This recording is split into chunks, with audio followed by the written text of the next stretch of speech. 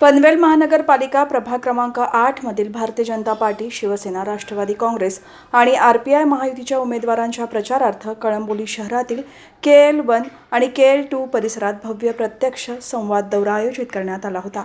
या दौऱ्यात महायुतीचे उमेदवार बबन मुकादम, रामदास शेवाळे, सायली सरक आणि बायजा बारगजे यांनी घरोघरी भेटी देत मतदारांशी थेट संवाद साधला।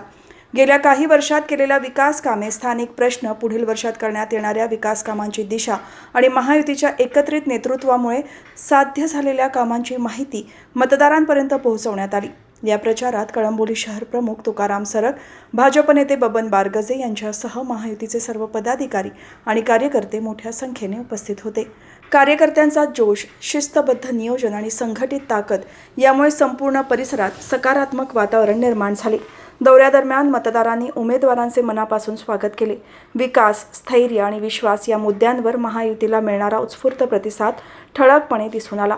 कळंबोलीतील बहुतांश मतदार महायुतीच्या पाठीशी ठामपणे उभे असल्याचे एकंदरीत चित्र असून प्रभाग क्रमांक 8 मध्ये महायुतीचा प्रचार अधिकाधिक मजबूत होत असल्याचे स्पष्ट संकेत मिळत आहेत।